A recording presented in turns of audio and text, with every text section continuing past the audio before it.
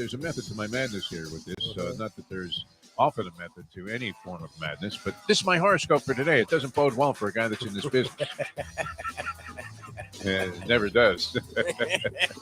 The horoscope begins. Keep your opinions to yourself today. What? All right, we'll see you guys tomorrow. I was going to say, how do you do that? Keep your opinions to yourself today, because if the powers that be, now this would have applied when we were working in terrestrial structured radio with management that was all paranoid about their own position and really had no idea what you were doing on the air. That was the interesting thing about that business. It's like they didn't give a flying one what you did on the air. They would formulate a quick opinion about whether they liked your show or not, and if it was even remotely unconventional, they didn't like it right away. All right, so keep your opinions to yourself today, because if the powers that be consider what you say to be over the top or in poor taste, it could cost you dearly. Try to remember that not everyone shares your offbeat sense of humor, which is a shame. See, now, gods of astrology have made amends there and said, you know what? They don't get you, but realize that, and you're a lot safer just saying nothing. So no Trump stuff today, all right? What were you doing with those documents, Tony Boy? I mean, what the hell was that? The time. Wake up with Defo, joined by Lubie. Welcome to the Defo Show.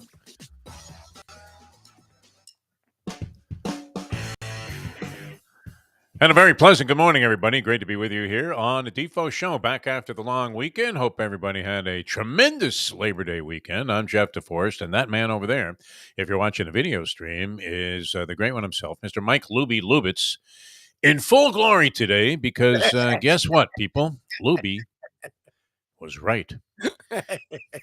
Let that sink in for a second here. I mean, we're just getting started. Summer's gone. It's out the window. This was a day that I routinely dreaded my entire life, at least for as long as I, was in school, leading up to college, of course. By then, you wanted to go because you weren't going to any classes and you were just chasing women the entire time. But high school, dreaded it. And I always hated the day after Labor Day, because it was the day that marked, at least in New York where I grew up, that was the first day of school. The day after Labor Day. It didn't give you another second to even think about it. It was like, okay, summer's over. Now the torture begins. 10 months of pure, unadulterated torture. Sitting there bored out of your mind, learning things that you will never put into any practical use during your entire life. Why don't they just teach you how to fix a car? I don't know. We used to make fun of the guys that were in the mechanical shop. And, look at those guys. What losers. And they're the guys that came out on top. That's for sure. They all own their own multiple, store line of businesses, repairs, transmissions, this, that, and the other thing. They're making tons of money. They're the ones that are driving that bass boat down to the Keys there and fishing while you're thinking about, hey, where's my next dollar going to come from? But would have been nice to, have some practical stuff. Still, I was tormented by all of the time that I spent in any kind of school. Except for, that time at Syracuse University, which really wasn't like going to school. It was like going to a 4-year utopian society. It was absolutely fantastic. But anyway, good to be with you. And couldn't have been any more exciting over the Labor Day weekend. I mean, if you were looking for a smorgasbord of sports. By the way, Lubie, did we rearrange? Is John Congemi going to join us today? John Congemi? Congemi actually had some business stuff, so he's not joining us today, but Jason Cole. Oh, yeah? Yesterday. We have talked some Dolphins. We have talked some NFL. So Cole will have to fill the massive, amazing shoes of John Congemi today, and he'll join us around 8:20. All right. You're popping a little bit, at least in my headset. I don't know if that's going, but it was me. Yeah. Yeah, I'm not supposed to be. See what you can do.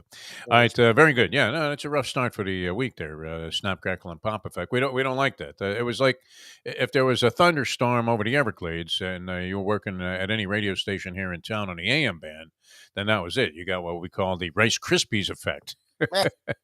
You would just call the engineer and go, Krispies. And that was it. They'd know it was snap, crackle, and pop time. NFL starts in just 2 days. Pretty amazing. Buffalo Bills and the Los Angeles Rams. The Bills are favored on the road in this game. Does that seem a bit odd to you, mister? I mean, you are the king of now all spread beaters, because Andy told me that he saw Josh Booty, who we had referenced, and was the first guy to say that he saw a blowout, sensed a blowout coming early in the college football schedule. He could not, for the life of him, make out how Florida State was only a 3-point underdog in New Orleans, which was far from a neutral site. But wow, I mean, that must be a short drive, Lubie. You didn't drive to New Orleans for partying while you were at FSU? Well, what is that, about a 5-hour pop? 5 hours by car? Yeah, I went to one Mardi Gras. I didn't do a ton because Mardi Gras is a lot, but we did in my senior year. And two of my friends got arrested for peeing. So it was On Bourbon Street? Yeah. yeah, it was an eventful How could you weekend. get arrested for urinating while you're on Bourbon Street? Anywhere, unless it was on the cop itself. No, I mean, we got I mean, arrested. you literally could be peeing on a cop's leg, and he would tell you, "Hey, why don't you cut down a little bit on the alcohol and maybe go get a nap or something, then come back out here." They don't care what's going on Bourbon Street. Although I think it's getting a little wilder and a little rougher. When I was there a couple of weeks ago, there was a shooting in the French Quarter. A shooting, Lubie. Oh, Don't like to jeez. hear about that. Yeah, and I actually walked by a guy that was getting arrested, and nobody even cared. Like, nobody paid any attention to it. There's a guy getting popped, 6 cop cars, and everybody's just walking around. Hey, yeah, have you been to Bryant's there? Get yourself another one of those hurricanes? Because everybody was blasted. That was the thing. But well represented, Lubie. The Florida State Seminoles. I mean, that crowd was, you would think, going to be 95% LSU. It was going to be like that Alabama game that was there many years ago when they played in the Sugar Bowl. And wow, I mean, you talk about representation out of proportion. Miami against Alabama. Remember that game? That was the Lamar Thomas thing Yes. where they stole the ball. Gene Stallings, absolutely. I mean, just completely outwitted and outmanned Dennis Erickson in that ball game. And then on the way out, I mean, they even like hit Erickson's son in the face. That's how obnoxious and overwhelming the Alabama influence was in that crowd. And I remember being on Bourbon Street and hanging around the various events before that Sugar Bowl, and it was all Alabama. So you would have thought LSU, I mean, in New Orleans, was going to be extremely well represented in terms of overwhelming fan support in the crowd. But FSU made more than a share of representative noise in that game, Louis. And they controlled the game the entire time. It was great, and I don't know that you could get a better, wilder finish. Could you possibly imagine one? 1:20 to go, a muffed punt after LSU had held on, and you were thinking, are they going to use their timeouts here? Is Brian Kelly even plugged into the game? Because when you get the ball, I mean, if you're going to dink and dunk, you're going to get a stoppage of the clock every first down. Mm-hmm. Now, here's the thing that got me about that last business, because they went to great extent to figure out whether the guy went out of bounds or had a knee down inbounds, which he did with 1 second to go on the clock. Now, wouldn't that mandate that at the very least, as soon as they got to the line of scrimmage, the clock would start? Look, So you would have to snap the is, ball immediately. What was the deal on that? FSU won, so it's fine. That Norvell is the one that wanted them to review it. Should not in any way have helped LSU. It was a really bastardization of any of the rules. Look, reality is when you get a first down, once they say go, the clock starts. There's no way you can get a snap off in a second. This isn't an NBA game where they break down a second into 0.4s, 0.8s. 1 second. Look, it's what happened to Miami and the Canes last year. They made the rule you need at least 3 seconds to do a spike, right? So Tyler Van Dyke ended the game because he spiked it with 2 seconds. So why would you be able to snap, say, okay, clock go, hike, snap? Why would that take less than a second? What's weird baffled is me. Yeah. what ended up happening was they took so long that they're like, oh, screw it. And they gave them an untimed down. Like they let them just take as long as they wanted and snap it, which made even less sense. Like FSU has screwed the pooch so much. I didn't care because at that point it should not have come down to that. Oh, you had to be psychotic. I mean, I was watching losing that. What I'm saying is I wouldn't have blamed like FSU had a 2-touchdown lead with 5 minutes. Like FSU should have won that game. So, and then the muff punt, they should have had a 2-score lead with 1:20 left. So I wouldn't have blamed the refs or anything, but yeah, I've never seen that handled that way. Like they literally, it should not have benefited LSU to the point where they literally just gave LSU a timeout. Made zero sense at all. And no one had an explanation. And gave them a guaranteed play. That was weird. I didn't get that because I've seen it so many times, and I don't really, I don't know that I'm in agreement with the idea that you stop the clock just because you get a first down in those situations. College football, it's kind of a hairy rule, but then it's undetermined and really inconsistent when the clock restarts. And certainly if there was only 1 second to go, which it looked like there were 2 seconds to go, and they should have put a second back on the clock, maybe that would have changed the situation, and they just decided, hey, screw all that, they're going to get a playoff anyway. Yes. But that's not really for the refs to decide. And if they were going to go by the letter of the rules, you would think it would have been impossible for LSU to get a snap off with 1 second to go if, as soon as they were in a position and everybody was ready to go, the clock restarted again because it wasn't a timeout. It was just a stop clock, clock stopping after a first down. That should have been it. I mean, pretty much. They would have been sort of up the creek without a paddle, right? Whole shit's creek. And yet, I mean, and then they score. And you're thinking, my God, well, the debate would have been, does Brian Kelly go for two there? I thought he made the right move. Take that thing into overtime. You just got a reprieve. You got that late call from the governor. Hey, Whitey, take him out of there. He's got another day to live. And you're right, Tessitore, who was the king of the upset. Well, I thought maybe that was a good omen for you, the Tessitore, who the professor had discovered. Anytime Tessitore is doing a big college game, the underdog almost routinely wins. And or so, covers. Yeah, only being a 3-point dog in this game, FSU was in pretty good shape. You're praying now, if you have FSU, that they go for two, and you laid the points, because this way you can't lose. If it goes to overtime, that's the one thing. I mean, it's the ruination of a lot of gamblers. So when the game goes to OT that you've had in the bag, and that just goes to show you how frustrating being a degenerate gambler can be, because you did everything right and you still could have ended up losing.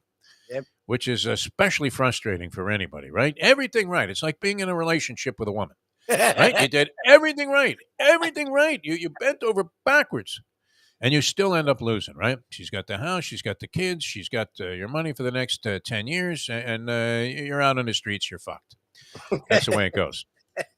And that could have easily happened. And me, I was on the side of LSU covering. I didn't have any money on the game. I think I had a $5 wager altogether, a friendly bet with somebody, but not enough to be in any significant level of concern about the Capitol. And at that point, I'm rooting for you, Lubie. I'm thinking, hey, Lubie may as well be right about this one. I don't really have that much interest. I don't have a horse in the race, so to speak. You may as well win this thing, right? Because, I was just thinking before that stupid lateral attempt that, wow, does Mike Norvell, if you really look at what he came into, and they're about to pull off this marvelous upset in a tough spot against LSU, essentially on the road, even though it was deemed to be hypothetically a neutral site. It seemed to be hardly that. Great representation by FSU to try and balance it out, but still trying to overcome somewhat overwhelming circumstances, and they're going to do it, and then the guy finds a way to butcher the game. Who pitches the ball out on the inside down by the goal line when you're trying to protect the lead? They didn't even need to score. They could have taken a knee and made it prohibitive for LSU to come back and win that game. So that was one of many, in the college football landscape, really, came into full bloom there in what would be week number 1. Week 0 was kind of just a tease, wasn't it? Right? It's like when they bring some rolls out in a restaurant there, not Texas Roadhouse, that's for sure, but a place where you really would have no interest in the rolls because they're not that good, and they just sit there on the table. That was week 0. And they're there, but you really don't want anything to do with it. Now, week number 2, it had all kinds of intriguing matchups, including Ohio State and Notre Dame, which I don't know, very dull game, I thought. I wasn't that interested in most of it. Ohio State and Notre Dame. Ohio State ended up winning, failed to cover the spread, didn't even come close. It looked like that was in jeopardy the whole way.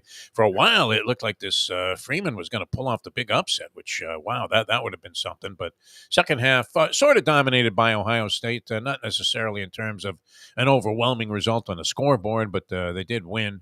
So they may drop. Were they number 2 in the country? They may drop to number 3. As Georgia scored on its first 7 possessions. Nothing like the great competitive nature of college football, where you have games like, Miami, no bargain there. Don't want to leave out the Canes. I don't know. Are you celebrating 70-13 over Bethune-Cookman? Why not? Doesn't mean anything. Georgia scores on its first 7 possessions. They get touchdowns and go up like 49-0. They end up, kind of cooling their jets after that and winning. And, even Alabama, Nick called off the dogs once he had the spread of 49 covered and ends up winning that game by what, like 50-something points. So, you ask yourself, I mean, if you're going to get this whole big emotional wave going through your body about the advent of the college football season, and now it's on, and then you have to suffer through games like that. I guess if you're a fan of the clubbing of seals, then you kind of like this whole business. They're going to expand the playoffs and everything. But, I mean, at least play competitive games. It is ridiculous to have these games on the schedule. I know my man Tony Segreto, a little bit of a pie in the sky kind of thinker, would say, well, they need to practice. They don't need to practice like that. That's embarrassing. It really is. Professor with a good call in a Gator game. He did have that one right. He was wrong about LSU, but the Gators, wow, that was impressive, huh? And this kid that was playing quarterback, he had, 273 yards. Was that rushing? No, that couldn't have been. What was he, Gale Sayers? Total yards, is that the deal? Yeah. Because he didn't throw for too much, but he ran a lot. And he did what they needed him to do. And that was another one where by the goal line, the play calling was strange to me. Like, you had a field goal in your pocket to go to overtime. And again, you didn't want to go to overtime. You wanted a touchdown if you were Utah there. But I didn't get the Russell Wilson-esque, let's throw it over the middle from the 4-yard line where all the defense is. Pretty dumb pass. Wow. You have a running quarterback. Like, why? The guy was on the ground, too, the tight end. He was already laying down. I just didn't understand that call at all. I thought that ugly, man. These coaches get paid a lot of money to make really stupid moves, don't they? That's one thing you see in college football. Now, obviously, the kids are young, and you don't know what they're going to do, and it's a hard transition to judge high school to college. You never know what's going to happen there. Although this Clemson quarterback that came in, this freshman, they look pretty good there in the late going. Dabo not opposed to running up the score, and I thank you, Dabo, because I believe I needed that last touchdown to cover the spread in my personal bookmaking venture that I have with my friend Francesco, who got off to a horrible start and is back to his old ways. I mean, it's a guy that lost every year until last year, and he was 20 games over 500, which is that blood on my tongue? Spitting up a little bit of blood here from that payoff last year. But, in general, I mean, I couldn't complain because it kind of came from a trust fund that he had established for my grandchildren by having me book all of his action for the last 6-7 years. Off to a bad start, though. Although, what was it? Was it 24 the spread or 26 last night, this Clemson game? If it was 26, then we needed that last touchdown. Thank you, Dabo, for going Jimmy Johnson there. You would have thought that Jerry Faust was, on the other side there, and that they were just running up the score and, trying to make it ridiculous because, Dabo was going for the rankings. He had 24. 24. Okay, so I was in a push situation until they got that final score, and it looked like for the majority of that game, I didn't watch a lot of it because Clemson doesn't really interest me that much. I'm kind of tired of them. But and I was watching tennis last night, which was great. The U.S. Open was sensational, and yes, we will get to that, Louie. That Friday night Serena match.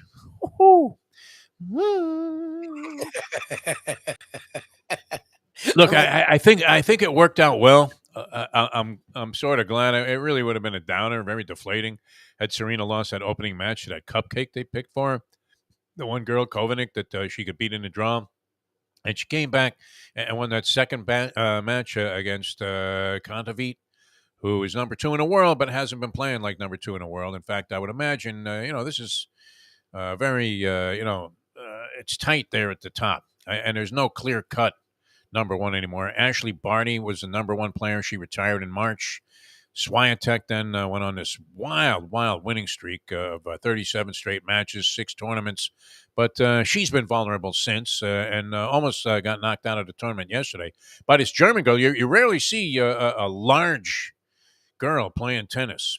There are only like a handful of them. This girl was built like some Russian shot putter. And she had Swiatek by the jugular. It was up a set and was up a break in the second set.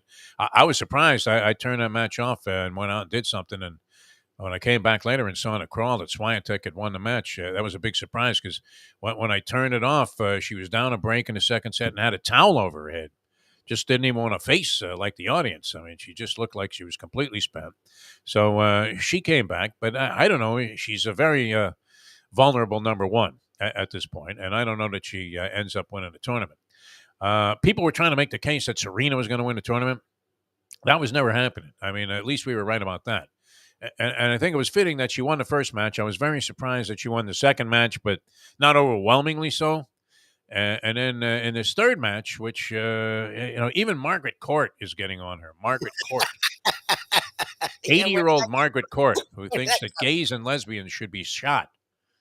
Right, a bit of a extreme philosophical viewpoint, especially considering that she was what in women's tennis, where you would imagine I don't know, it's not like the WNBA, where you're assuming almost when you see a woman who's married and has a family, you're like, what is she doing in there? No, and this is not meant to be any kind of attack. I don't care what you do. I mean, that's my position. Yes. But it is weird when you go on record, and you were in a sport that you would imagine has more than its share of gay people involved, and women's tennis. I don't know; it's probably not overwhelmingly so, but you would imagine that there are more than a few female athletes of that high caliber that happen to be lesbians. It's possible, but nonetheless. She came out and said that that this is like the ruination of the sport and all of this. I don't know. She had some statements there that looked like she should be the running mate for Ron DeSantis. He's busy trashing this school board supervisor or whatever, former school board person that is now running with Charlie Crist. But and Margaret Court said that and appropriately so. Because naturally, Tony Segreto thought I was ecstatic that Serena lost, and I was. I mean, I don't know that I've been more riveted to a final, couple of points there when Serena was staving off all those match points. But think about what's happened here. I mean, if you were one of those people that was saying, "Oh, she should reconsider retirement," no, she shouldn't. She doesn't have it. This was a sort of a nondescript opponent, Tomljanovic, who ended up winning her next match. Isla Tomljanovic, and played pretty well. It wasn't like she was sensational, but she hung tough. Whole crowd's against her. I mean, the entire night, she farts and they started booing. And Serena, this is so typical, right? And Margaret Court, even 80-year-old senile old Margaret Court, she points out that Serena was never gracious in defeat, that she never acknowledged Margaret Court's accomplishment, even though a lot of people like to diminish it because, and maybe fairly so, that when she won 11 of her Australian Opens, it was very limited, the field, okay?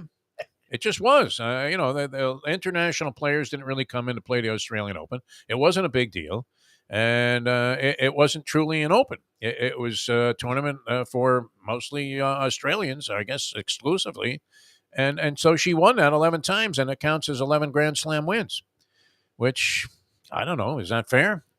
If you're Serena, she would have blown past this chick and, had the record all to herself by an overwhelming margin, were it not for that. Okay, so that's fair, and I understand that. Modern era versus old era, it's like comparing baseball, to the days where, same starter pitched both games of a doubleheader and went 38 innings. This was long before Tommy John. Different eras. I don't even know that they're comparable. But nonetheless, I mean, even she said no acknowledgement whatsoever after the match of Tomljanovic. And would it have hurt Serena to say, "Hey, listen, you know what? You guys were great to me, but this woman on the other side of the net, she really hung in there. I mean, and how about a round of applause for the effort that she made here tonight? Anything, right? Be a little gracious, Serena. Can't do it. Oh, please." It was a nauseating exit. It really was. And thank God. I couldn't have been happier. I thought she got what she needed out of the tournament. She didn't look bad in the first match. She had people thinking she could win. Imagine this, the poor suckers that started sending it in on Serena Williams. 50-1 to open up the tournament. It was down to 12-1 by the time she got to this third-round match, which never in a million years would any kind of semblance of Serena Williams have lost this. Serving for the first set at 5-3, she blows that. All right. Ends up losing the set. She loses the next 4 games. This is Serena Williams, the world's greatest female athlete and tennis player. This would have never happened to her, ever. I can't imagine it ever did before. She's up 4-0 in the second set, 2 breaks, and ends up having to win that in a tiebreaker, and the crowd's going nuts. And then essentially is blown out in the third set, losing that 6-1, even though she did stave off the 5 match points at the end there, making you think, whoa. There it is, the greatest. It takes forever to knock them out, which maybe it did, but who's knocking her out, right? Andy Ruiz. It's like when Ruiz beat Joshua. And you're thinking, that little fat Mexican guy beat the shit out of Anthony Joshua, this English stud? Shows you that the British were always highly overrated when it came to boxing. Lennox Lewis, I guess, was I what? mean, Was he the best of them? Do they have anybody else that was any good? Probably not in the history of English boxing. But that there it was. I mean, once again, I don't know that she was classless. I mean, they never interview the loser after a match. I thought it was appropriate. Obviously, they take Serena out there. This other woman, Tomjanovic, waits graciously, quietly as this whole ceremony's going on. Not a single mention from Serena. Sore loser as usual, and I don't think she mentioned her. Not even in a congratulatory sense. Like, wow, you know what? I played real well tonight, and it took a lot to beat me. So how about a tip of the hat there? Nothing. That's just not her game. I'm not saying be Joe Philbin, but you can Yeah. like you see it all the time in individual sports. Like all the time, they give a good job by them. Like Federer does it all the time. Like Anybody does. Like Even Kyrgios, when he's fuming and he's firing rackets at the wall, will say, "Hey, you know what? The guy played a whale of a match there tonight, and I was lucky to even be hanging in there." Kyrgios, by the way, wow. I mean, that was some fireworks against Medvedev. That was a great match. Medvedev being overwhelmed by Kyrgios in the second and third and fourth sets. And what was so weird was Kyrgios looks like he's ready to tank the second set.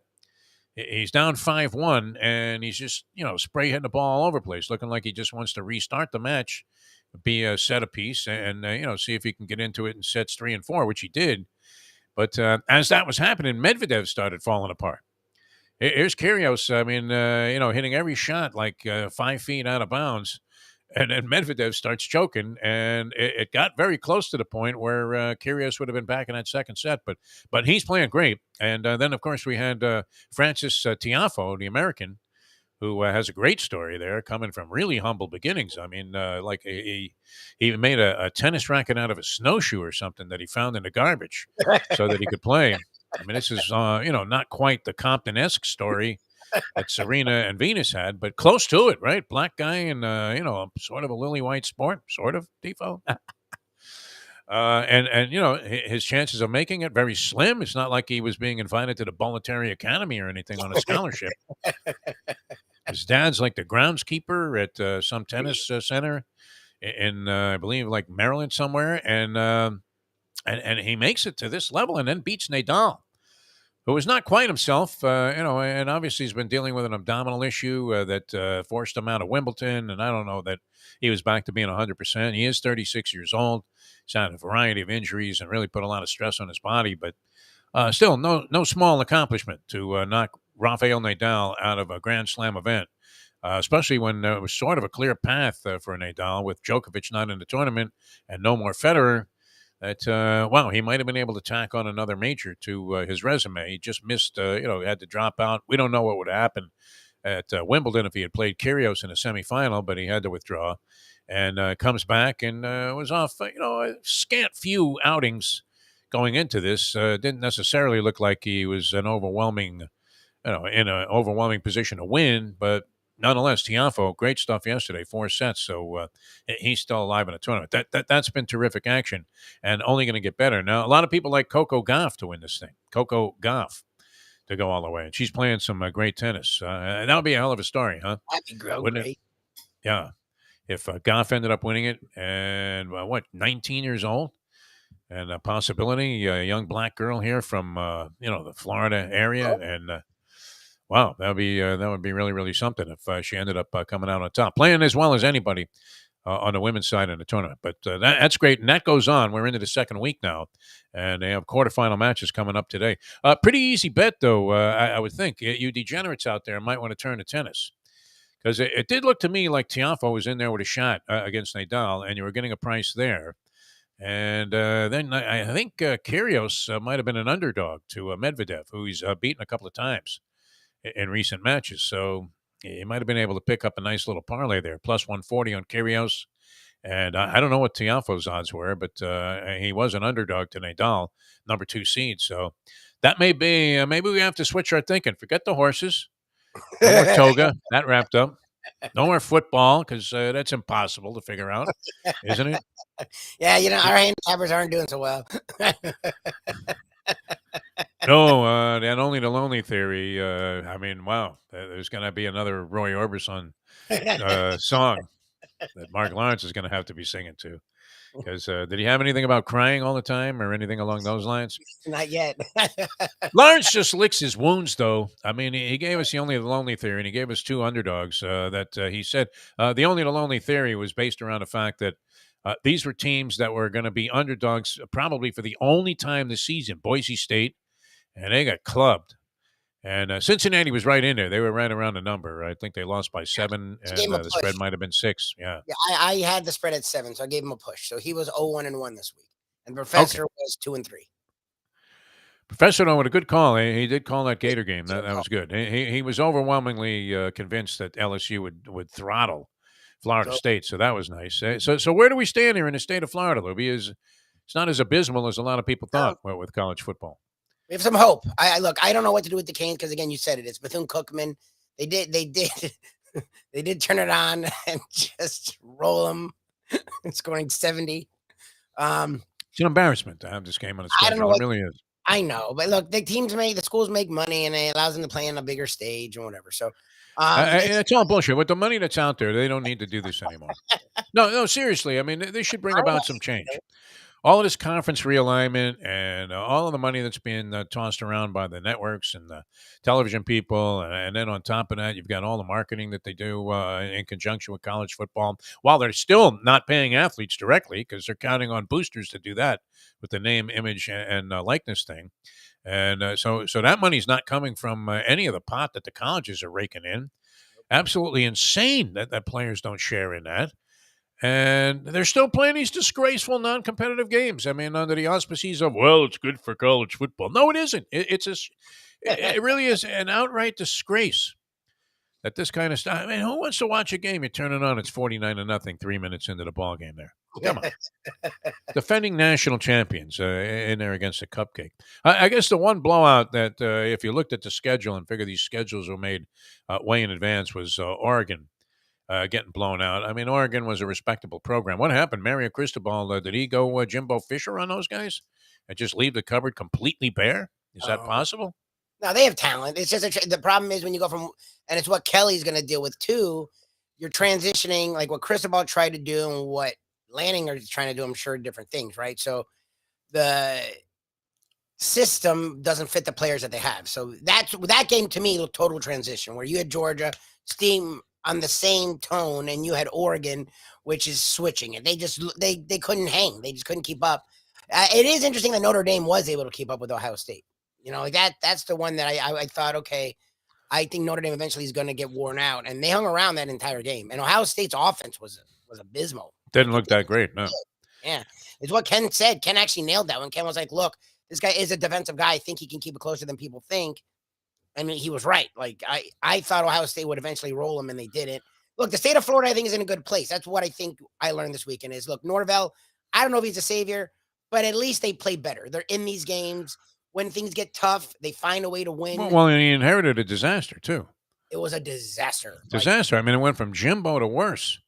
Way worse. Right? Jimbo supposedly just, did a Trump at the last 100 days of his presidency and just checked out. Yep. Maybe, I mean, I don't have nothing to do today because I'm not following any of my duties. So why don't I incite a riot? I don't know. He really did nothing. It was dereliction of duty. Completely Jimbo Fisher in that spot. And then Taggart came in, and it was a disaster. So Norvell inherited like a very negative situation, at least it would appear to be on the surface. And everybody jumps on a guy's throat because they expect him to turn things around immediately. But maybe this was like a logical transition, and they certainly took a step forward by winning that game on the road against LSU. I mean, that was a big sign. The way it ended was annoying, but they controlled the game. They played a power SEC team, and they went toe-to-toe with them. So that was big for FSU and Norvell. The Gators, look, Mullen what's interesting about Mullen is he was a great coach, but he sucked at recruiting. So Napier came into a program that was bereft of talent, and Utah is a good team, and they were in that game the entire game and found a way to win, which was sort of an issue for Mullen last year. And then the Canes, look, they have an offense. I don't know about their defense, but they have an offense. So for the first time in a long time, the three programs seem to be at least in the right direction. That's what I got from this weekend.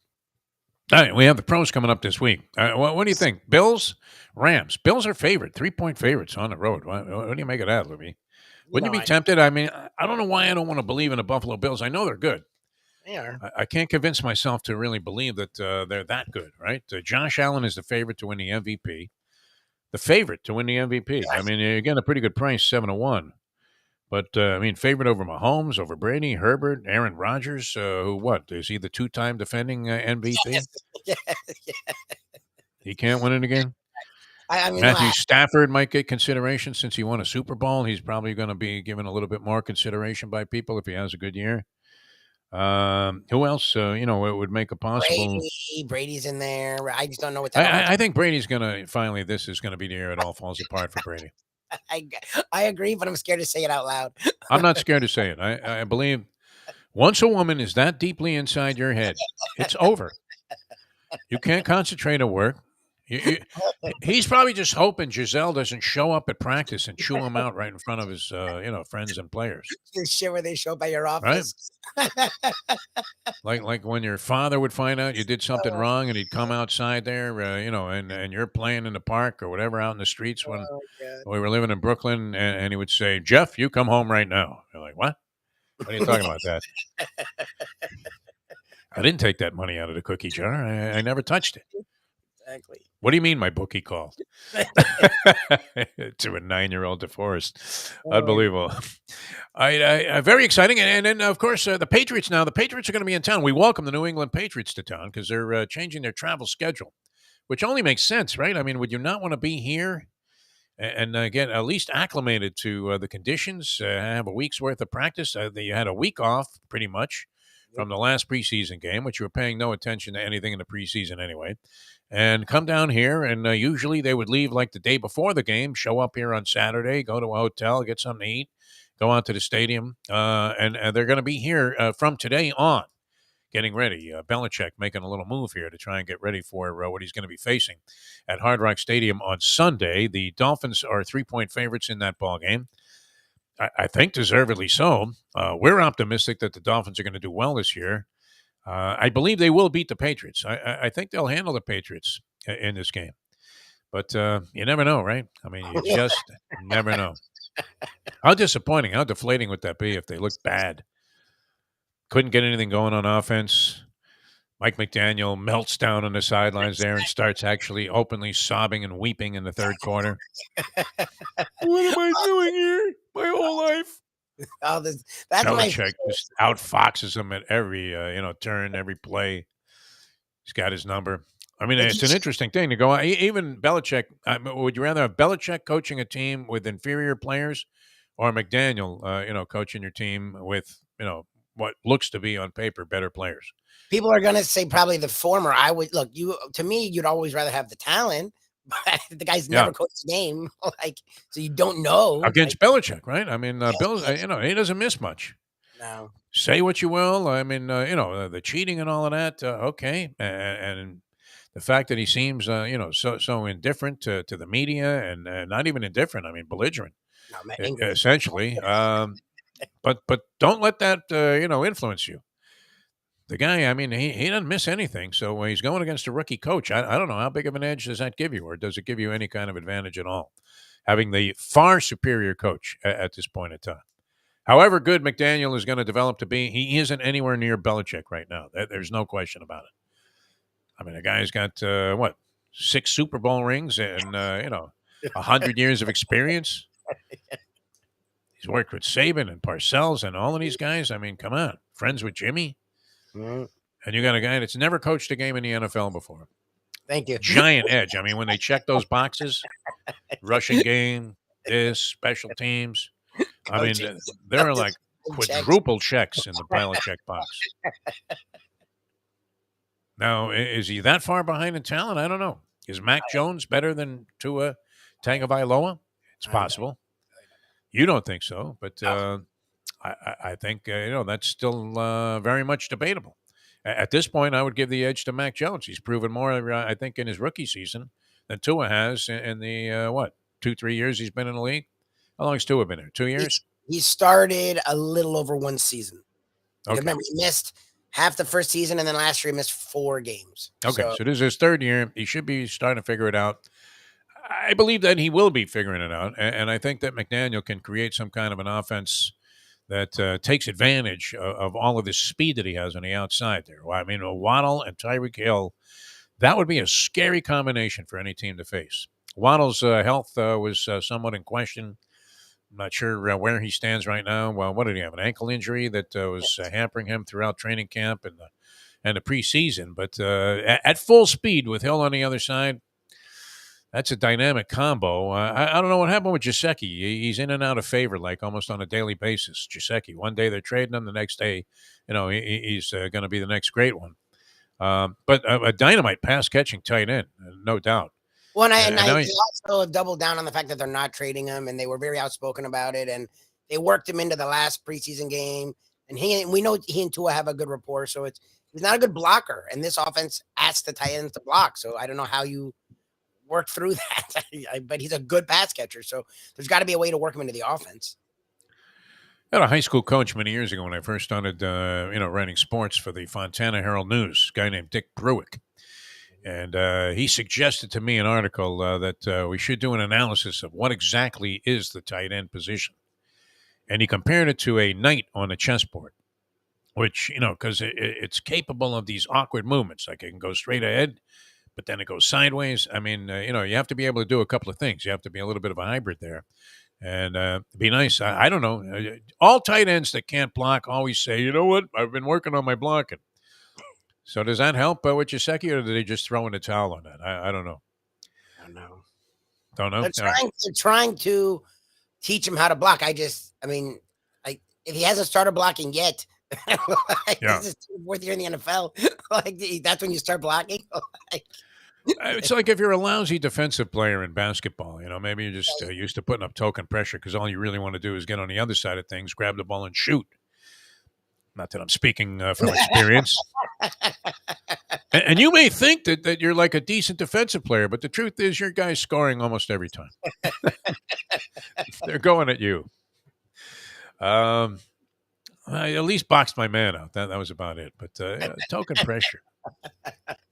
But the point was, if you're lousy at defense, say in something like basketball, you rarely see that guy become a really good defensive player. I mean, it's not like it doesn't happen where a guy improves defensively and maybe has a bad rap because early in his career he couldn't guard his grandmother. But you rarely see somebody become a stalwart defensive player that sucked at it to begin with. Yes. And that's probably true about the tight end and blocking. I mean, how often does it happen? If anybody can think of examples, I'm sure there are some. But of a tight end who just absolutely was getting annihilated by any defensive lineman or arrangement that worked against him and had to be taken off the field there in running situations or where you didn't want to make it obvious that it was a passing down, which, actually becomes fairly obvious in most circumstances anyway, right? Yeah. They ran the ball there on 3rd and 9. What are you kidding me? Way to go, Joe Philbin. That really caught him off guard. Exactly. Run the ball right up the middle there on a draw play. Caught him off guard because it was a horrible call. The draw play on like 3rd and long is one of the bigger concession calls, is it not? Where you're just conceding. We're not getting the first down here, but we don't want to fumble the football like FSU did. That was horrible, man. I mean, and then with 1 second to go, oh my God. Weekend was loaded with stuff. I hope you guys enjoyed it. We certainly did. You have, as we said, a very, very exciting week on tap here. More college football as that story unfolds. There was also the news that the playoff is going to expand to 12 teams. What do you think about that, Lubie? Anything? I wanted 8. I think 12 is a little too much, but I don't like 4. Look, I don't know, because we keep seeing the 4. There aren't 12 teams that can win it, though. That's the problem. That's the problem. And that's why I would literally stop myself in the middle of the statement, because if the 4th team isn't good enough, and they never are, the 4th team always gets annihilated. Blowout City, yeah. What is the 12th team? Just the way it is right now, right? And we saw it right away, and that's why it really is disgusting. I know people probably say, "Oh, you're just an old fart." What do you? Sports are supposed to be about competition, not annihilation. If you do annihilate somebody, it's because you were, just that much better than the best of the best. And that could be true about Alabama. It could be true of Georgia, but. I mean, to face these kind of cupcakes in week number 1, it's a disgrace. And they come right back and do it again. Remember, I told you, what was it, Utah State? was the opponent for Alabama. Yes. And they were life and death to beat Connecticut, who had lost like 68 games in a row. What are they doing on your schedule, Nick? Justifying that one during one of those Aflac commercials. They're running a lot of those. How dumb is an Aflac commercial, too? Does Nick check the script before he gets involved in there? I mean, what a disgrace. I know he's probably making, just gobs of capital like he needs it. But, and I don't begrudge anybody. Look, he's in a great position. He can cash in on all he wants. He's getting $11 million from the school. And probably, I don't know, how much does Aflac have to pay him to make a fool of himself? Oh, millions. On their behalf. Right? With Neon Dion in the commercial. They had to bring in, a prop, right? Essentially, somebody that had some kind of appeal to the public, Deion Sanders. They had to bring him in to support because, Nick Saban telling you to go ahead and insure yourself with Aflac is, not enough, right? That would be the last reason I would ever use them. I call in. Get me State Farm on the phone. Screw you, Nick. Minute Nick's endorsing that, right? I go Tom Selleck on this thing and start thinking, Tommy, man. They talk about the live golfers selling their soul. Reverse mortgages, really? I mean, holy Joe Theismann, what are we talking about here? Now, the commercial's done. The one where the duck and the goat are involved. Yes. There's a lot of noise in that commercial, but not much of a message. Would you say that's true? I don't get the goat. What was the thing with the goat? Yeah. I know it's greatest of all time, and they show you Dion, and it's like, sort of a play on that whole concept. But Nick is not personable enough to pull that off. It seems so forced, so ridiculous. And he was probably yelling at people a minute. What do you mean, take two? That was mine. Imagine putting a makeup on Nick Saban. That's kind of an odd thing to think of, right? Nick just sitting there with how my eyes look. They look like mine. They look like a shot fighter, Defo.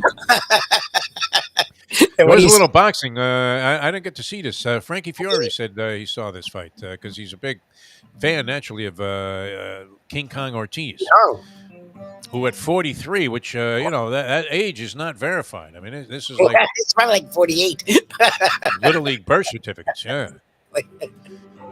Cuban defector who came here, heavyweight, and, he put up some great fights there with Deontay Wilder. Those were classics. And he can box, but he was in there against Andy Ruiz, who was that little fat Mexican guy that knocked out Anthony Joshua. Ruiz supposedly has dedicated himself after he lost a subsequent match. He lost the title back to Joshua on a decision, different type of fight. But he supposedly has dedicated himself to getting in shape. And he looked to be at least in somewhat better condition from a body type standpoint. Because before that, he made Butterbean Esh look like Hercules. But he had a fast pair of hands and packed a little bit of a wallop, and he could take a punch. So he was a danger in there, and that's how he beat Joshua. I mean, he got off the canvas. I think he got knocked down a couple of times, and then got up and knocked this guy out. But pretty good fight. Ended up in a draw. 3 knockdowns for Ruiz. It was just enough to eke it out. Although you're starting to wonder, I mean, should this guy throw in a towel? Because I don't know how many years ago it was, Lubie. I'm going to have to look this one up. That I called what I believe was Luis King Kong Ortiz's second professional fight. Now, he'd been an amateur forever, obviously, in Cuba. Probably came here at 40 years old. Henry Revolta, our good friend, he's been on the show, was the guy that brought him over here and was managing him. And he had him in there, and it was Ed Kaplan and I were calling a fight at the Tamiami Fairgrounds. And King Kong Ortiz was in the main event against a 70-year-old Smokin' Bert Cooper. Smokin' Bert Cooper was like fighting Ali when he was first coming up. Joe Frazier. Unbelievable. I don't know. Could this have been 20 years ago? It can't possibly have been that far back, right? I don't think King Kong's been fighting that long. So it wasn't that long ago that Bert Cooper was still in the ring, and how they talked him into fighting this guy, King Kong Ortiz, who I think iced him in a couple of rounds. But he's still around now, and that was a big card. I always wonder when a boxer makes a comeback after a large number of years out of the ring. I don't know if you know this guy, Abner Maris. He was a real hot fighter out of Los Angeles for a long time. Won a couple of different division world championships, and rightfully so. He ended up getting knocked out in the first round by somebody in a big surprise, and then didn't do much after that. He came back. I think he won a couple of fights. Been out of boxing for. He's been a commentator on Showtime, and a real good-looking kid, man. Everybody loves this guy. Flashy, and he decided to make a comeback after 5 years, which that's a long time out of it, isn't it, Lubie? I mean, why would you come back, especially since it didn't appear that he needs the money, right? I mean, his teeth alone are worth like $100 million. This guy, he's got one of the perfect sets of teeth, and you're thinking, how did he do that? He's a boxer, for God's sake. But he came back on his card also, and fought to some kind of I don't know if it was a disputed draw. Frankie said it was the right call, but kind of weird, right? When a guy makes a comeback, what would be the point? He just loves it, misses the game. Is this an Andy Murray thing or just money? It's usually money. When it's boxers, No. I mean, I don't care how much you love boxing. I mean, you're risking your life, like literally risking your life. You're not doing that unless you need money. Like Holyfield's not doing it because he loves it. Like he needs money. Wow. Kids. Remember how tough it was doing an interview with Evander when we had him? We had him a couple of times on Radio Rose. In person. Yeah, in person. And thank goodness it wasn't over the phone, because we would have never been able to comprehend what this guy was saying. It would have been worse than that time that I had Joe Frazier in the studios of WIOD. And thank God he brought Marvis with him, his son, because we literally needed an interpreter for Joe, who then got a little bit better in terms of being able to comprehend what it was that he was saying. But at that point in time, which was well after his retirement, the dementia and whatever it was that was slurring his speech, had gotten to the point where literally he may as well have been speaking in Hungarian, because we had no idea what the heck he was talking about. And then Marvis would say, well, he says, yeah, he has a lot of respect for Muhammad. I love the translator in English. Guys speaking English, we needed a translator. I'll never forget that. On AM radio, right? I mean, it doesn't come across that great. All right, Jason Cole going to join us. We'll get a little overview of what's going to happen first week of the National Football League season. It starts with a doozy. 2 nights from tonight. Is everybody lined up there with Amazon? Because that's going to be the only place to catch the game, right? I have it, so I don't feel too badly about that. Or is this going to help refill sports bars now, instead of with Monday Night Football, which has become kind of an afterthought to the weekend, Thursday Night Football, which now has everybody's juices flowing, and it seems like they give these guys some marquee games, no? Remember in the beginning, the Thursday game was kind of and the Monday night game, they were trying so hard to bring that back, and now I think they've thrown in the towel on Monday Night Football, except for the fact that ESPN is paying 2 announcers like $180 million to help you better understand what was going on in the game. Like you haven't seen enough football to know that you don't pitch the ball out on an inside type of pitch at the goal line when you're about to ice the game with 1:20 to go, Mike Norvell. What the hell are you thinking? That's the only things that can ruin you, right? I mean, what kind of self-sabotage is that? You don't put the ball in the air there around the goal line, do you? I mean, it's crazy. Especially if you're at the 1. Like even in the Utah game, at least they were at the 6 and they were down. Like you're at the 1 with the lead. Like you just got to give me. Sometimes you can let the clock run out.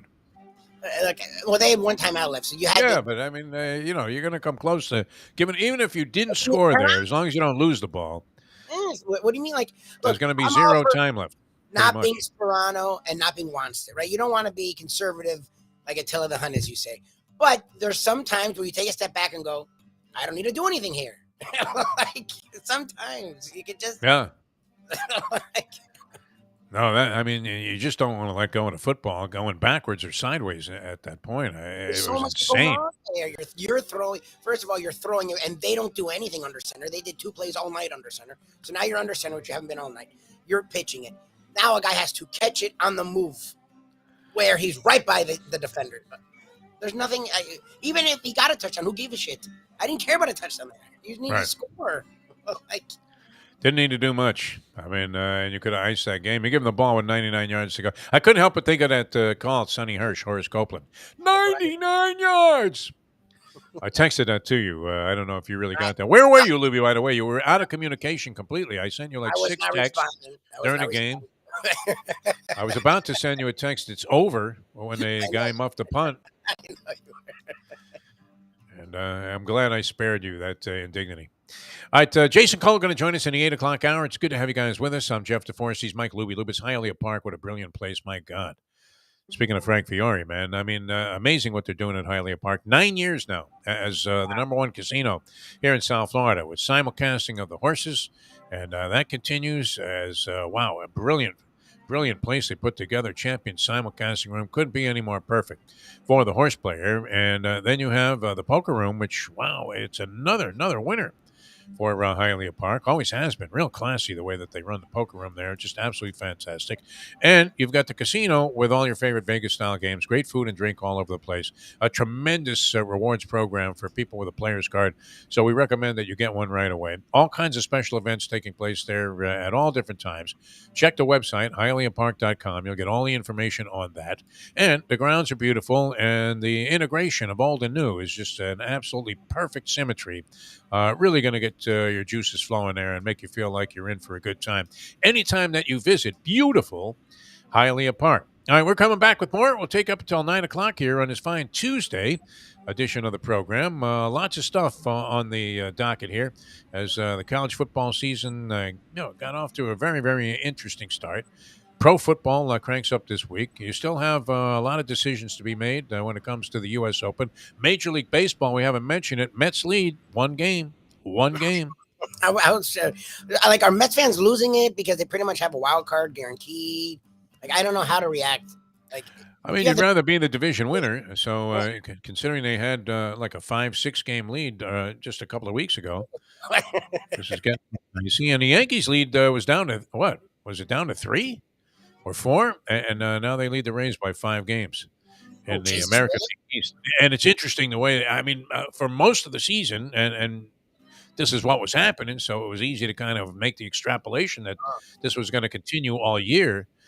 I mean, all the New York Post writers were talking about, and all of the people in New York were saying, wow, this is going to be the most amazing season in Yankee baseball history. They're going to eclipse the 27 Yanks and these Yanks and those Yanks.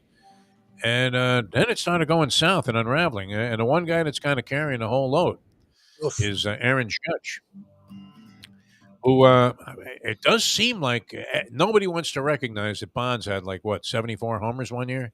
73? 73 or 74? 73, I think it is. 73. Nobody even cares about that number anymore. It's great. I mean, that thing has just faded into Mike Tyson territory, Bolivian. It really has. It's off the chart, and now everybody's zeroing in. They gave Roger the record back. Yes, that is so now, true. it is the American League record still, 61 home runs. Most by an American leaguer because Sammy and the boys were all there in the National League with Barry Bonds.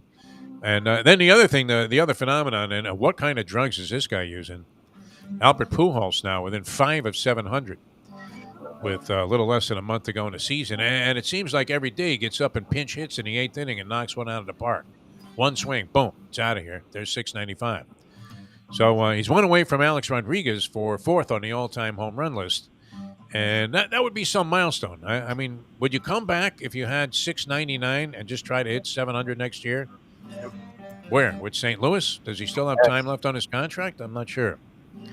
Because he signed that 10-year deal, It seemed like it was 10 years ago, didn't it?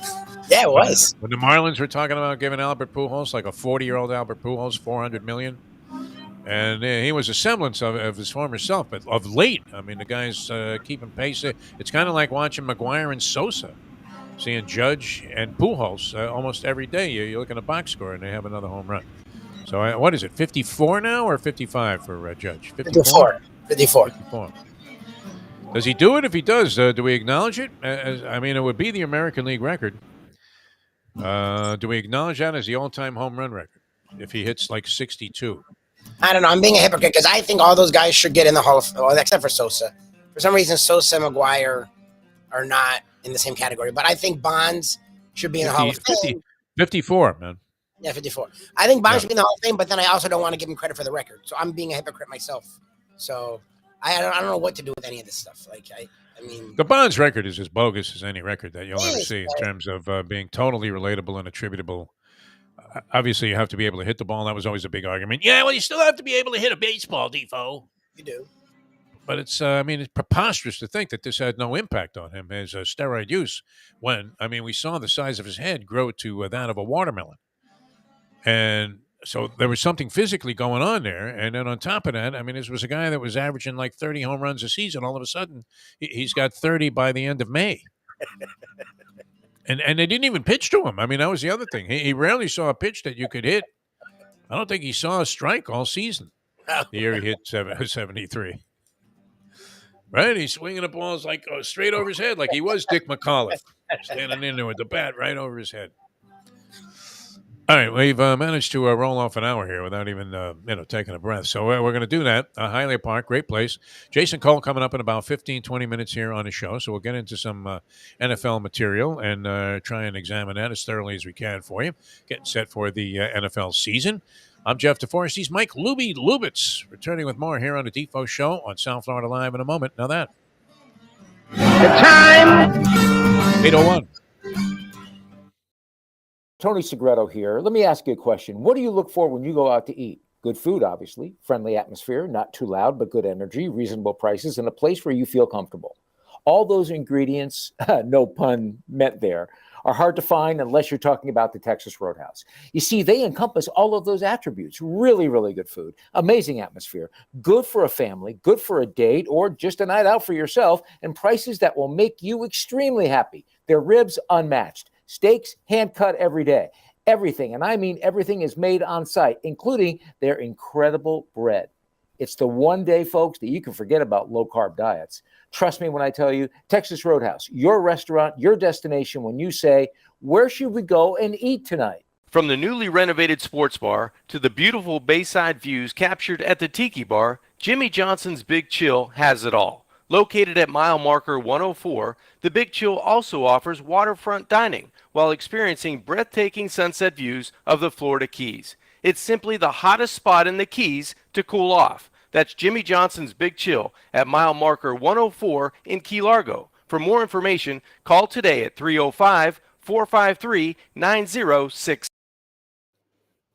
You know what I'm gonna do, because you don't ever give me a fair shake. You know that? So I'm gonna go and let you talk to Victor Ortiz, all right? I'm through. They put somebody else up and give me an interview. What are you talking about? What are you talking about? You never give me a fair shake. HBO needs to fire you. You don't know about boxing. You ain't you got I wish I was 50 years younger and I'd kick your ass. The modern day odd couple, Defo and Lubie, are on now. It is, of course, the Defo Show. All right, welcome back to the show. Good to be with you on this Tuesday. Hope everybody had a great Labor Day weekend. Certainly, I mean, you come to Florida to cool off now. That's the beauty of this country. And what's going on? I know there's zero acknowledgement, especially on the side of, what would you say, the far right. I don't want to mention MAGA or anything like that, but, the whole idea, well, we don't know about this global warming. Wasn't that Donnie's position on that? It's, scientific caca, right? This brilliant man here who can't spell. Not that that's a requirement anymore. I mean, that's one of the reasons I was so happy to get out of the newspaper business and into the electronic media, because, Lubie, you don't have to spell. You don't have to even speak English. You don't have to speak in complete sentences. I mean, it just, you do whatever the hell you want. It's great. But, I mean, the whole idea of this global warming, and look what's going on. My God, it's like 150 degrees in the shade in California. And that's not just like Bakersfield or, people. Why do people go to Death Valley to, have a picture of themselves next to that thermometer that's out there? I guess, to prove that you could walk on the sun. I mean, it was 125 degrees in Death Valley there in California. The key word there is death more so than valley. Because who wants to be in this environment? Nobody. So people are coming to Florida where it's only like 95. Fantastic here. And they're coming down here to cool off. You don't even need air conditioning anymore here in Florida compared to the rest of the country. And all kinds of stuff is happening, fires and floods. None of this, though, really has seeped in to certain people in Congress where they say, yeah, you know what, maybe we ought to look at that, right? Just a little bit. I don't know. I'm not going to be around to see the end of the earth, but it will be the end for me. That's for sure. You don't want the NFL season to be the end. What do you think so far, Libby? I know we've talked a lot about the Dolphins on this show because we originate from South Florida, and I'm hoping that some kind of a turnaround is accomplished this year. I'm tired. Believe it or not, as cynical as Tony Segreto believes me to be when it comes to this sort of stuff, and the taking apart some of the oddball things and the sort of loser mentality that this franchise has had for the last 20 years. I mean, look, it's easy, right? It makes for perfect comedy. Looking at what went on with this Miami Dolphins franchise, that's right in our wheelhouse, is it not? It's like shooting a non-threatening, floater at Carlos Alcaraz, and he's at the net. Right? Boom, slam dunk. This thing is, it's not going to go your way. And they've given us so much material to tee off on, but I'm kind of tired of it, Lubie. I would love to have a more positive storyline to follow this year. So I'm very, very much hopeful. The old Dusty Springfield wishing and hoping that this goes well on opening day. I'm afraid to see what the reaction will be because South Florida, the city of false hope, is a place with a very fickle fan base. It's a fickle fan base down here, and they will turn on you on a dime. I mean, this will be 180 city. All of that optimism will go right out the window, right? It's like that scene in Rounders where KGB is talking to Matt Damon. He says, "Your dreams sitting right over there," and he points to the guy that's going to beat the shit out of him right after the game because he doesn't have the money. There it is. Your hopes gone. Could they all be vanquished in week number one? And that certainly looms as a possibility. Or, I mean, and this was a weird thing about last year with the Dolphins. They start out 1-7. They look horrendous, and you're thinking, how could it get any worse? Then they turn around and win 8 out of 9 games. This while their coach is, just fuming, which we later come to find out that there was such acrimony. So, I mean, you were always wondering how come Brian Flores never looked happy. Never. And people thought mostly it was due to his, training underneath the great one himself there, Mr. Bill Belichick. Nobody better at looking unhappy and miserable even after a Super Bowl win. Where Jim Nantz, is, just spewing hyperbole at the coach there as he accepts the Lombardi and says, how do you feel about this victory? And Belichick kind of deadpans and goes, I'm a little more worried about next week. It's like, what's next week? What are you talking about next week? We're opening up training camp. No days off. And I think, my God, is this guy ever happy? Ever happy? I would like to, find a time here where we can actually be happily reporting on the success that the Miami Dolphins were generating here in town. But this town without pity, they will turn on this team immediately if they lose this game to the New England Patriots, even if it's on a fluke that happens at the end of the game and they lose by a point, right? Oh no, I mean this Patriot team there's not a lot of talent on this team, right? Like I know people are like, well, he'll Belichick his way through it, and it's like, okay, like that team's not good. Like it's not good. So and the Dolphins have a lot of talent. They're one of the more talented rosters in the league. If they don't win this game, that's a bad tone. That's a really bad tone.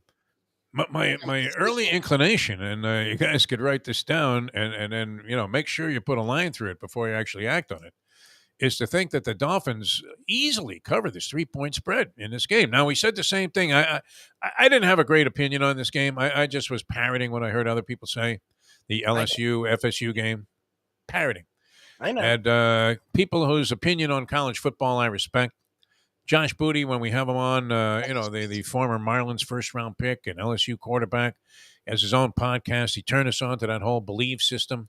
Yep. And when he starts talking about college football and names like guys 20 deep on the roster of Utah State, I'm thinking this guy really studies his stuff and knows his stuff. And he knows the coaches and he talks to them.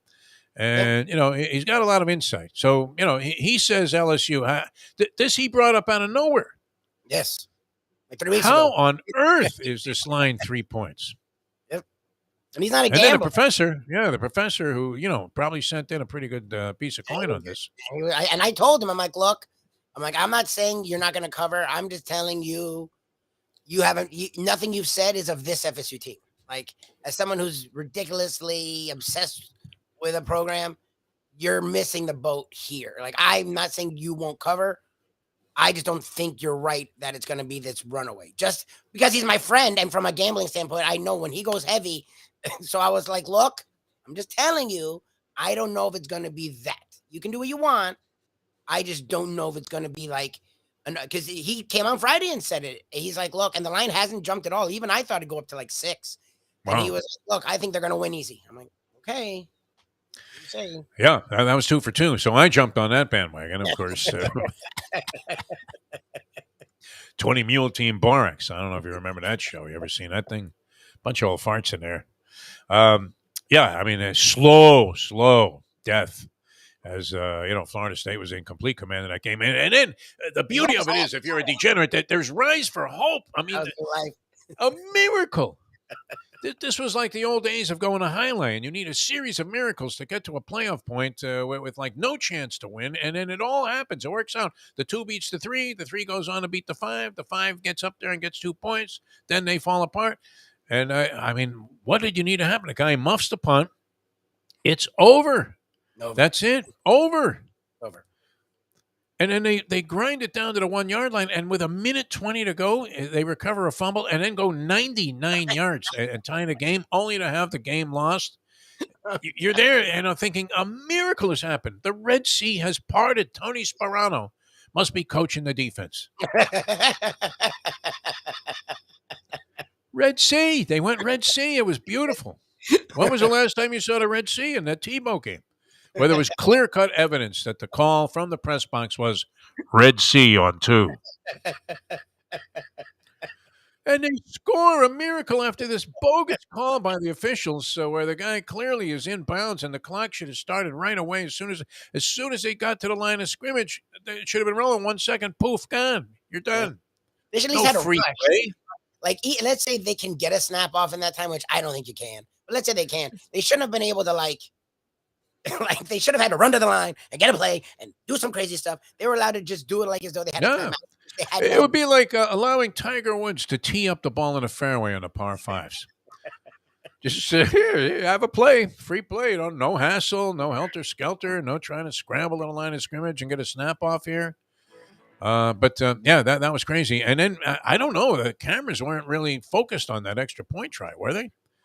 Were they showing like this mad, crowd reaction, and all of a sudden you see some hand get in there and block the extra point? You're like, what? How is that possible? I was tweeting. I was bitching about FSU. But you talk about, being dangled on the ledge.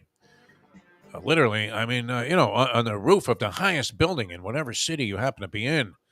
You got this miracle if you were laying 3 with LSU. Now, I mean, didn't mean they were going to win the game even in overtime. There's, always a possibility that Florida State just won the game anyway, right? Which is happening. But you were going there with a chance that maybe they open up with a touchdown. Now Florida State's stuck. They have to get a touchdown or else, and they lose the ball game by 6 points. Unbelievable. But didn't go our way on that one. That's for sure. That's how treacherous this whole degeneracy can be. And now, I mean, who is it? Is it Jake Paul, who's got some app that's being endorsed by like every major sporting entity, where you could have bet on the blocked extra point. Oh, really? Yeah, you could have got a bet in that the thing would be blocked. Oh, good. Oh, Jesus. Now, how do you even have time after? I mean, to sit there and formulate an opinion and go, okay, they just scored. And I did think this for a second. I said, what if they missed the extra point? I thought the guy was going to boot it like wide to the right or something after all of that. Brian Kelly looked purple for all of the money that, he got to go to LSU while he was talking about how it's all about the kids. There I go, thinking Segreto again. He certainly was a fine example of that. As the number 1 job in all of college football, you would have to say, coaching Notre Dame. I mean, who's next in line to coach the team? The fucking Pope. Unbelievable.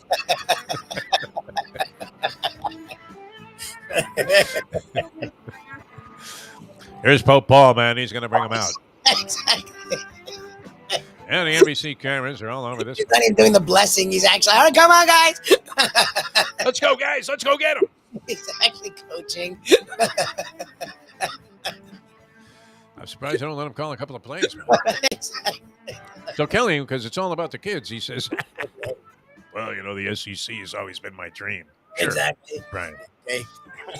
But regardless of that, though, I mean, the guy looks sick. When that punt was muffed. The second one, I mean, we're right there at the end of the game, and they had just fought tooth and They had nail no to get the lives, 3 yeah. and out. They got Yep. 2:25 to go. They're in pretty good shape. They have timeouts. You get the stupid clock stoppage there in college football on first downs, which, I mean, get rid of that rule, shouldn't you? Why right should you now, give I the would team love this much extra time? I mean, what is the point of that? Well, it's not giving him. That was my thing with the play calling, and people are like, "Oh, what are you talking about? You'd been mad if you didn't go to prevent." I was like, "No, I would have been fine if he didn't go to prevent." Like they hadn't given up a big play the entire game. I'm not assuming they're going to give up a big play now, but whatever. That's my problem. Is this isn't the NFL? In college, you get timeouts. Like you get enough time to get to the line and call a play. Like The only thing I could think of is, the rule was designed to keep teams from stalling in those spots where it takes them forever, the defensive team, to get back to the line of scrimmage. I mean, they obviously are going to be forced by the fact that the offensive team has to run up there. But, this takes the possibility of, trying to delay the game a little bit out of it. I don't know. What sense does it make other than that? And actually, that doesn't make any sense now that I'm saying it out loud here, because the offense has the ability to run up there and, go ahead and snap the ball anyway. It gives a team a chance to hang in the game. And normally I'd probably be okay with it. This week, not so much. I've been very happy. Yeah. with it. Unbelievable. All right. Jason Cole going to bring a little bit of NFL insight, actually a lot of it, to the table here in the next segment on the program. We always love talking to Jason. And hard to believe, though, Lubie, 2 days away. Now, are you inclined to go out and watch this game? Good ball game, I mean, to start it out. No, Bills versus Rams in Los is, Angeles. Yeah, look, we had landlubbers Thursday. I mean, this is the perfect game to be at a bar, especially. Oh, yeah. That's a good thing. That's one of the benefits of being in this business. Once in a while, it works out like that, where you're actually at a sports bar working when something that you would have just gladly gone there to witness and pay anyway is taking place. And you'll have a good atmosphere for that. All right, Jason Cole coming up here. Jimmy Johnson's Big Chill. Wow. I mean, what a place, man. Mile marker 104, the Overseas Highway, Key Largo. Jamming over the weekend. That was the report. Jamming over the weekend, and for good reason, because if you were leaving another part of the Keys, if you were further south, all the way down to Key West, I mean, from Key West, from the time you got in the car, you should be thinking about, hey, I'm going to stop right there on mile marker 104. When I get to Key Largo, I'm going to roll right through the town there. If you're going north, and if you're coming south, it's about the first thing that you see there on the right side. Yep. Just fantastic. What a beautiful. You see the pictures here. I think it's fairly well illustrated. And even those, Rod Stewart, Breath, don't tell the story, my friend. Because, wow, I mean, when we were down there, it's just absolutely sensational. Planning on going back real soon. And having Jimmy on and Dave Hyde. We're going to bring the Gambling Gourmet down there, Mike Mayo, to try the Italian Fisherman Pizza. You know what face he's going to make? A face of great satisfaction, I think. Never mind his ripping me for eating a tuna sandwich every now and then. What does he have against tuna fish? I liked it. He must have had something where his mom packed him a tuna sandwich every day and he didn't eat it. He traded it for somebody else's peanut butter and jelly, which was a hard trade to make. You had to find a guy that really liked tuna fish to do that. But you're not going to get that at Jimmy Johnson's. No, man. I mean, if you do have the tuna, it's going to be like, I mean, absolutely premium quality, man. I mean, like sushi grade. And, right out of the ocean, man. They catch a lot of tuna down there. It's absolutely fantastic. So, it's a great place. I mean, the freshest seafood, all kinds of different ways of preparing food. I mean, from fancy schmancy all the way down to what would be a mind-blowing portion of the pork nachos, which Jimmy is a big fan of, and all of those customized pizzas. Our man CJ Spiller is down there. He's working in the kitchen. Dominic and Jimmy, great job, and very, very creative in a lot of the dishes. If you're looking for like a romantic, upscale dinner, you can do that there. If you're looking to just yell and scream with a bunch of guys and watch some football, you can do that there. Cocktails, of course, always right on the money. Jimmy Johnson's Big Chill is exactly how it sounds, a place to chill. Great accommodations. Check that out at jimmyjohnsonsbigchill.com. But any visit to the Keys, I think it's a must stop. And once you do it and experience this, forget about what? Alabama Jacks there and those over-fried conch fritters. No, all of these places are good. But Jimmy Johnson's Big Chill has it all for you in one place, including live music there all throughout the weekends, where even the man himself, Larry Calvano, gets involved, starts strumming a guitar there, playing with the band. It's fantastic. Jimmy Johnson's Big Chill, mile marker 104, the Overseas Highway in Key Largo. All right, coming back with Jason Cole, get into the National Football League, cranks up this week. A lot of people in wild anticipation of that. And, of course, I would imagine you'll see your share of FanDuel ads and DraftKings and virtually everybody else. Is there a comedian that doesn't have a deal to tell you to gamble your brains out every day? On some app. I mean, there are like a zillion of them, right? Three Rivers, this, that, the other, MGM Grand, Caesar's Palace. It's gotten big, Lubie.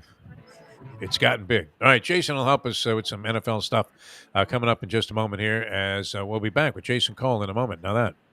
The time. 8:20. In style at Champions, the outstanding simulcasting room at beautiful Hialeah Park. Yes, the grand old lady of thoroughbred racing has never been more vibrant, and you can wager on the races from the top tracks around the country while enjoying a cocktail at the Brass Rail Bar or any of the fine food served throughout the facility. If poker is your game, you're covered in style, and you can play all your favorite Vegas-style games, including blackjack, craps, and roulette, in Hialeah Park's sizzling hot casino.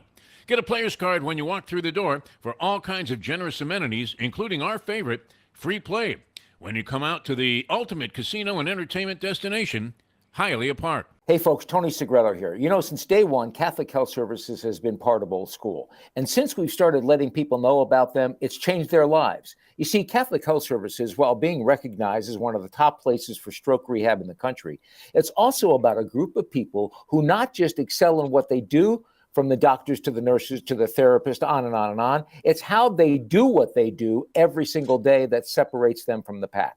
They do it with a passion, unmatched, and the inclusion of family in every step of the process.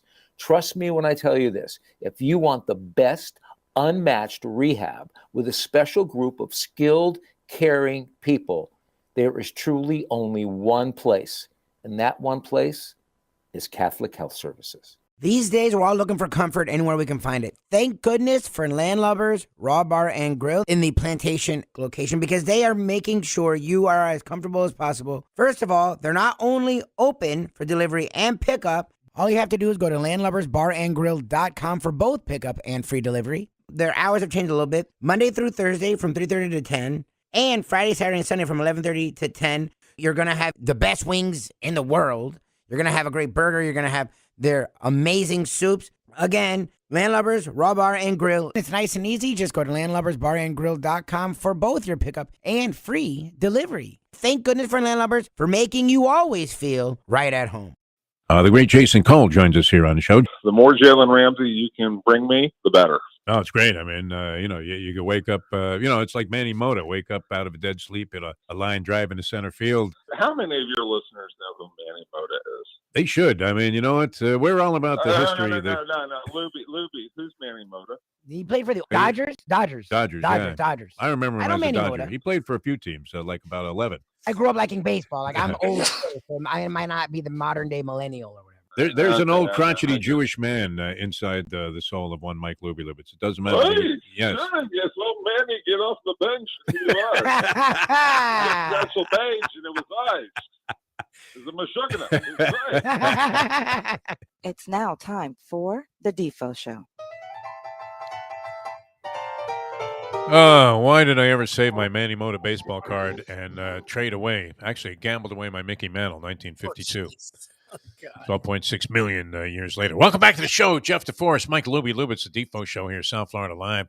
Good to have you on our various platforms, and always a pleasure to welcome this gentleman to the program. A man of great distinction, now in the filmmaking category, but I really have to give him a lot of extra props for, if it is true what Lubie is sending me on the message board here, that Jason Cole is on the West Coast and is actually up at 5:20 in the morning to do this interview. Jason, I mean, that is beyond mensch-like. Thanks so much for joining us here on the show.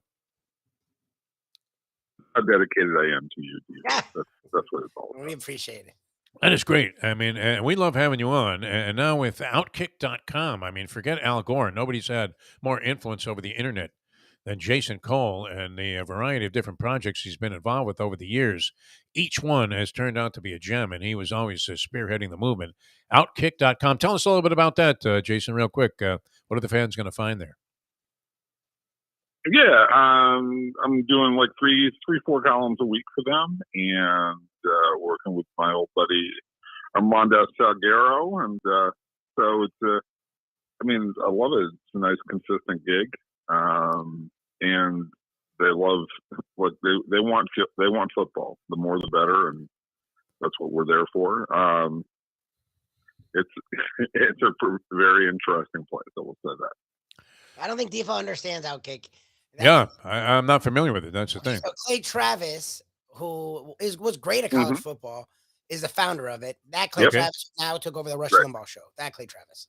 So it's an interesting place. Right, and it was also it's owned by Fox, and so they put a lot into it and trying to develop the site, kind of an answer to ESPN, and challenging them. So we got a really nice crew of football writers. Doug Kleiman, Armando's at the head of that. I'm one of those guys. So we're taking it pretty seriously. I gotta tell you that. Either you or Armando would be well equipped to answer this question, because we're trying to figure it out ourselves here on the show. And the Dolphins open up Sunday against the New England Patriots. During which quarter will we hear the first, rumblings of a "We Want Bridgewater" chant? Jason Cole, you're familiar with the fans down here, and Armando's witnessed this forever. Is that going to be an issue this year, in your opinion? Teddy Bridgewater? I mean, look, Teddy. No, I mean, with the dissatisfaction with Tua, obviously, would be the illusion there. Is that going to prop up? Yeah, I get it. I don't think that's going to happen in game 1, because I think they're going to win this game. I think they're going to win this game pretty handily. I don't think, number one, I don't think New England is very good. I also don't think New England is very good this early in the season. I don't think New England, despite the fact that they're getting to South Florida, what is it, today? Yeah. To get, quote unquote, acclimated to the heat. I mean, no, it takes 2 years to get acclimated. I don't think you ever get acclimated to it. You just concede to the schwitz. No, you just the schwitz thing is you're just like, I'm gonna schwitz. I need 4 shirts. It's ridiculous. Like there's nothing that can condition you to the idea that you're going to play some full-on force activity at 1 p.m. in the afternoon on a Sunday in South Florida. Like, human beings are not supposed to do that. No. So, if you're in New England, I mean, even if you're a Dolphins player, it's not a comfortable time. But at least you know what to expect. There's just no way. There's just no way that New England's going to be ready for this after, we got 5 extra days of training and kind of heat. You're not ready for it. You might as well just come down. You're better off flying at like 6 o'clock in the morning on Sunday, getting off, game, saying, okay, we have to endure this. Let's get back on the plane afterwards and just go. Like that's really actually the better plan. You start feeling ringing death as soon as you get off the plane there, and you're not even into the entranceway that connects you to the actual airport there. What is that thing called? Yeah, so you're and you feel it. Jetway. Yeah, you're on a jet. Yeah, you feel death on a jetway. Right? You really do. It's like a blast. You're like, what the hell? Everybody knows what I'm talking about. Like, you get up yes, and absolutely.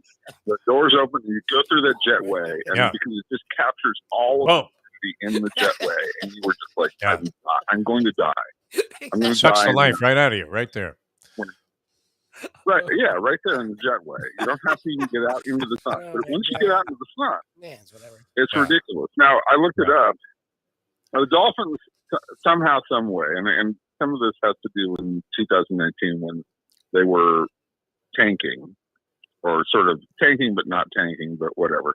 They got off to an 0-7 start. They were 0-3 that September at home, and they were all 1 o'clock starts. Yeah. So It's rare. they've actually lost 5 straight 1 o'clock starts. But if you go back to the history of the Dolphins since they joined the NFL, they're 29-12. Yeah. So here's your little gambling Nugget. Thank you for bringing it to that. Right? Yes. They're 29-12 at 1 p.m. on a Sunday Nice. in their history. Now, a lot of that has to do with they had good teams, right? Those the greasy teams, the Marino teams. They had good teams, a lot of that. But a lot of it also has to do with the life-sucking force that is humidity at 1 o'clock on a Sunday in September in South Florida. Like it's a cruel, cruel beast. Even October's not so great. No bargain, no. October, but yeah. I mean, and here's the other thing: the NFL intentionally doesn't even try to schedule that many 1 o'clock Sunday games. The fact is, they've only had 41 in 52 years. That just tells you how unpopular playing at 1 o'clock on a Sunday in Miami is. It's so terrible. I used to do those announcements pregame on the field there. And I remember one day, and I think the Dolphins were playing the Buffalo Bills in September. And I used to come down there in the field, I guess, for the postgame interviews before the game was over. But I was standing in a spot, and it hadn't quite hit 1 o'clock yet. I think we were like introducing the anthem singer. And, you could have passed out, and they had that little thermometer down there in the field. And it was 120 on the field. And I remember the Bills, I mean, you could see them just melting down in the fourth quarter in that game, literally like schwitzing themselves to death. I remember Ted Washington. You remember Ted Washington? Yeah, the great defensive lineman from Buffalo. Yeah. He would just ragdoll Tim Ruddy. I mean, I felt bad for Tim Ruddy. Like he would go up if it was any other month and they were playing or if they were playing in Buffalo, like Tim Ruddy would just have the longest day of the year because here comes this. Yeah, I mean, here's what Ted Washington's like 6'5", 7,000 pounds, and he's all muscle and he just throws people out there. Yeah, I remember they played one of those September games in the late '90s. It was when Jimmy was coaching, but they played one of them, and by the early part of the fourth quarter, Ted Washington. The only thing that Ted Washington could do was stand up out of his stance, put his hands upright. Ruddy would put his hands up, and they would just stand there. It just would, like Ted Washington would not move. I swear to God, I saw that. Great. I swear to God that he didn't even move. So like Tim, it was the easiest block. Like I could have blocked Ted Washington at that moment because he was so done. And so that's why I say, to get back to your original point about Tua. They're gonna win on Sunday. I think that everybody's gonna be hyped up. They'll throw the ball to Tyreek. They'll get some big plays out of Waddle. He's built to have wide receivers like this. These guys will help him out. They will make him look good enough in this game that nobody's gonna complain on this game. In fact, he might play well enough that everybody thinks he's the savior, which is to be determined. Okay, I don't think this is a game that you judge whether Tua is the answer or not, because anybody who plays quarterback for them is gonna be okay. I think that would be my prediction. So we'll see how it goes. Again, the caveats all apply to Tua because for what we've seen for the first 2 years is okay, not great, but. I'd like to give the kid a chance. I'm with you on that. And I believe he is going to look good. And I don't know if you're inclined to take some of that, early money that you got for the script, but I'm with you. I think the Dolphins win this game handily. I believe 3 points is too small of a spread. And if I was inclined to go ahead and make a wager, I probably would put my money on the Fins and lay the 3. If you were inclined to make a wager. If I'm trying to turn over a new leaf here at 71. That's like no. You are gambling version of that. Okay, just put it that way. You get up out of bed going, all right, what's the odds? You know, Honestly, As we do say, I go over easy or do I scramble? yeah, What's the lay of line on this one? first You know, thing but Yeah. that's what you are, Defo. You are inclined to make a bet on this yeah, who's got rye toast? Lubie's got something for you. Jason Cole with us here now with Outkick.com. You can catch his columns there. And, always good stuff coming from Jason Cole. What do you have, Lube? well, we've talked to you about this, and it's just as this offseason's gone on, and we've gotten close to the season, it still persists. The Mike McDaniel factor is very interesting to me, especially since Defo brought up Brian Flores and just a long line of coaches that sort of had no personality or were sort of lame or even gruff in Flores' case. McDaniel is just totally different. It feels like in every sense of the word. Plus, people do trust his football sense. I'm curious, what are your run-ins? I know you've been on the Out West, you're Out West now with Mike McDaniel, and your thoughts on him as this new age coach that still supposedly knows the game pretty well. I have never actually met him personally. Oh, interesting. I've talked to a lot of people who know him, but I don't know him personally. I see look, the stuff is kind of cute and fun, and that's fine. It's always good to have a coach that will answer questions and talk and do all those kinds of things. But it's all great when you haven't won or lost a game. Yeah. Let's see, what it's like when they're actually playing games and when things don't go right and how he handles that. And more importantly, is he actually a good coach?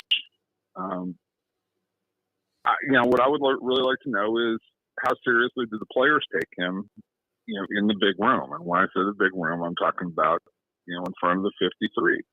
But Joe Philbin was a very nice man.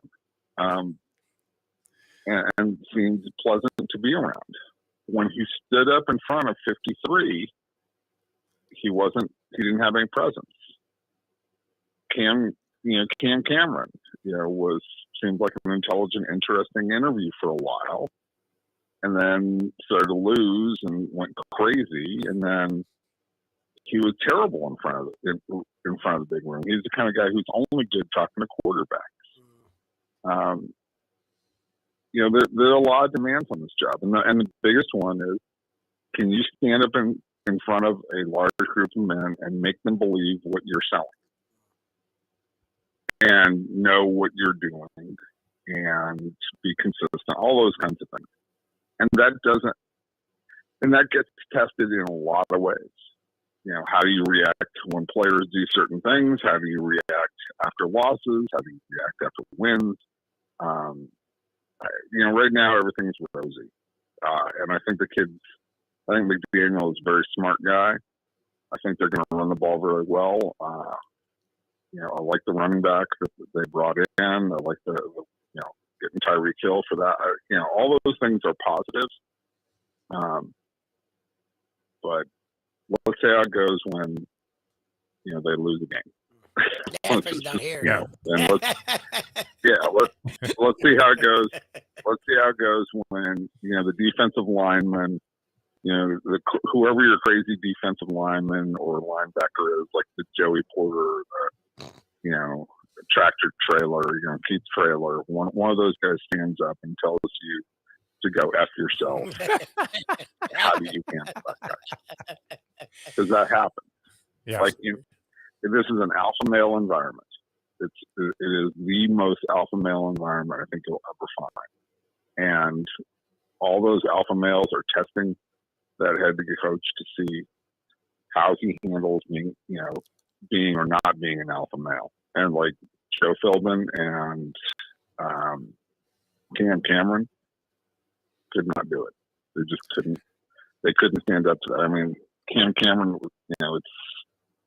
it's almost comical what Joey Porter and Keith Trailer did to him. But it ended up being really, really ugly. They couldn't handle him at all, and that was the undoing of Cam Cameron. Aside from the fact they won 1 or 15. Yeah, losing like his first 15 games probably didn't help either. Yeah, that's a bigger problem because even the fans didn't like it. But he just, like Jimmy Johnson went 1 or 15 his first year as a head coach and survived it because everybody in that room knew that dude's in charge. and he's clearing us out. Like, and like, that's one thing. Cam Cameron didn't come in and go, look, we're 1-15 with you, Keith, and Joey. We can be 1-15 without you. So you guys can just get cut. I don't need you guys around. He didn't have the ability. He didn't have it in him to do that. Brian Billick really helped Cam Cameron stave off being, in the same conversation as Rich Kotite by blowing that one game that he was able to win that year. Rod Marinelli did 0-16 in Detroit. Rich Kotite was just incompetent. Rich Kotite was comically incompetent. Yes, it was great. Makes for a good, material. And I couldn't help but think, has anybody seen Joe Philbin and Joe Biden in the same room? And would you rather see a Joe Biden State of the Union address or a Joe Philbin post-game press conference? So which would be less compelling? That's a tough call, I believe. It is pretty much. Could you just think about the craziness of the last 6 years? Oh, God. Like, you just kind of, every once in a while, you just look back and look. I'm a Democrat, but I have the sense enough to know that ain't the answer. But I just kind of look and go, like, how did we get here? We elected Joe Philbin president. We really did. we elected Donald Trump president too. Like, you just kind of look and you go, well, that's a whole other thing.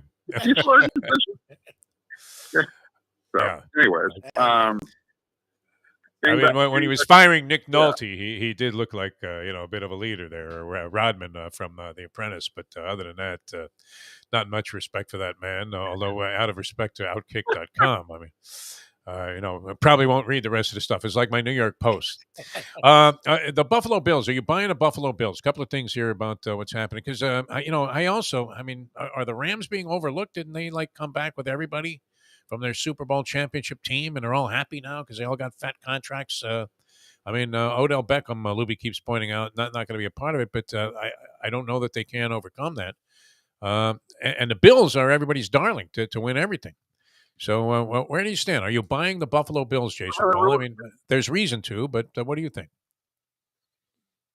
Look, the Bills are the team on paper out there. I don't see any really glaring, huge weakness to them. The defense has its share of problems, but every defense in the league has some significant hole to it. I don't see any second coming of the Bears, the Ravens, the 85 Bears, the 2000 Ravens, the 2002 Bucks, Seattle. Name any great defense. There's none like that in the league this year, right? And the way that the game is designed, it prevents you from having a defense like that. I think Buffalo has a strong defense. We'll see what happens with Tre'Davious White. He's pretty critical. See how he comes back from his injury. So I like everything else. The problem you have in the AFC is it's loaded, right? I mean, there's going to be two teams that come out of the West, if not somehow three, right? But probably at least two teams that come out of the West that make the playoffs, and you can make a good argument for any two of the four. You've got, I think Indianapolis is better with, they've calmed their quarterback situation down with Matt Ryan, so they're going to be a lot better. Tennessee, if Derrick Henry is healthy this year, I see absurd things like, oh, well, he's an old running back. It's like, he had a Liz Frank fracture last year. If his foot is fine, that dude is a load. Like, there's no other human being in the league right now like him. And he is completely the opposite of what defenses are trained to stop now. Everybody's, got multiple, little nickel backs that they put out there, and, linebackers who can run and, track down tight ends and receivers and play, against spread offenses. And Tennessee just comes in there and says, we have a 250-pound running back who can run and mow you down. and nobody's really trying to stop that. Yeah. Right? They just aren't. So he could run for 2,000 yards again and just dominate the league, as long as he stays healthy. I mean, he was on kind of pace to do that. So I just look at the depth of competitive teams and say, okay, yeah, I like Buffalo the most out of those, but man, they got to fight. They really have a fight that's due. You know, like their 2 games against Miami, I think are going to be. It's not going to be a cakewalk like it was last year for them. I think they're going to have 2 really decent matchups against Miami. All right, one more thing, and we appreciate you getting up with us here, Jason. And obviously, very exciting time here as the NFL season tips off with that monster matchup there on a Thursday night. Buffalo Bills and the Los Angeles Rams could be. I mean, hypothetically, it wouldn't be far-fetched to see that as a Super Bowl preview. I'm not buying Tampa Bay. Or and overplay? Could be an overplay? Is that the question you have for me? It could be. Well, here's the thing with Tampa Bay. You don't strike me, Jason, and I've never, sensed this at any time in conversing with you about anything that you've been victimized by a lot of relationship turmoil in your lifetime. Whereas I, on the other hand, I'm sitting on 0 for 3 with a walk. So I don't know if you realize, how when things are negative in a relationship, it can get into a guy's head, and it really does. It can actually affect his work. Now, in some cases, the guy becomes more inspired, fueled by the negativity that he's feeling. But in this case, I think it's going to take Tom Brady down. He's finally going to revert back to what we thought he was 5 years ago, washed up. I'm just not buying the Tampa Bay Buccaneers. I mean, what do you think? Is that theory flawed in any way, especially with this turmoil that's on the horizon and obviously being publicized? Whether it's obvious that something's going on with Giselle. No, I mean, like, I don't know that that's absolutely true. Oh, really? They're fine? Okay, I know that's that, possible. No, I don't know. I don't know. I don't know if they're fine or not. Like, I had one of his close friends tell me, 3 weeks ago before any of this stuff came out, no, they're fine. In fact, she's the one who said they should go play again. Go play, Tommy, in the yard. The tabloids, have their sources, and they're awfully good at this. So I'm not saying it's wrong. I've also had another person say, "Oh, that's a great cover story for Fox about the whole Masked Singer thing." So I don't know what to really truly believe in all this. I don't know what. I'll say this: I don't know how he would have been away for a planned 10 days, right? Yeah. In advanced training camp, and that's somehow related to this. I don't see it, but maybe I'm wrong. Who knows what this is about? Like, if you were having marital problems like this, you would settle them before training camp, and you'd be off of training camp, and you wouldn't need to take 10 days. But maybe, just maybe, that's completely wrong. If he does actually have marital problems, I don't know how he's going to react to that. He certainly didn't come. His parents have been together his entire life, so he's never dealt with that on his own personal level. He did obviously deal with Bridget Moynihan and breaking up with her, and then having a kid with her. So he's dealt with some issues there, but seems to be peaceable. Who knows, right? Like, I don't know how he's going to react to that. I will say this: the NFC is not as trying as it is for, say, Buffalo when we talk about the depth of talent. So if we take this back to just purely a football issue, I think Tampa Bay is going to make the playoffs. Excuse me. Their issue is, are they going to be healthy? Because they're still one of the oldest teams in the league. And does Godwin come back effectively? I think Godwin's going to be back this week. He's going to play right away. How much he plays right away is important to figure out. And how's that offensive line?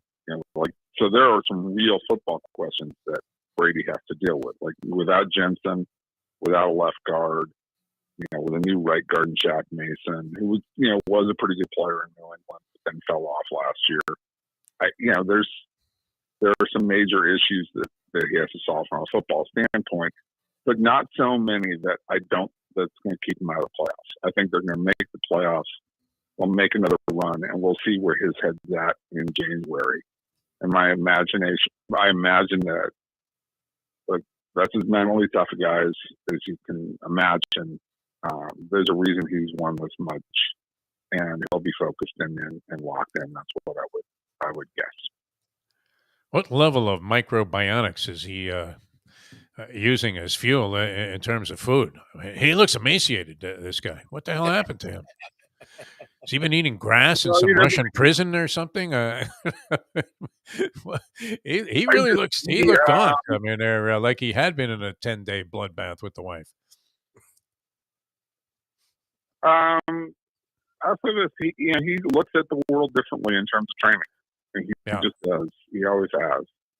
So, and he's really very diet conscious. I mean, like, you read the book, you listen to the comments. He desperately wants to keep the weight off. So, but he's starting to look a little aged. I mean, I'll say that he looks exactly like his dad. And his dad is a tall and, pretty fit man for his age. Yeah. But he's a spitting image of his father. I got to give it to him. I didn't know that he would outlast Blanda, It's incredible. Blanda. You said Blanda, and again, Lubie, the only man, he's the one who perks up because he's the old jerk. Blanda was fantastic. Yeah, what did he retired at like 70? He was still kicking field goals, I think. Yeah. Yeah, he was still kicking field goals, and he was a Raider.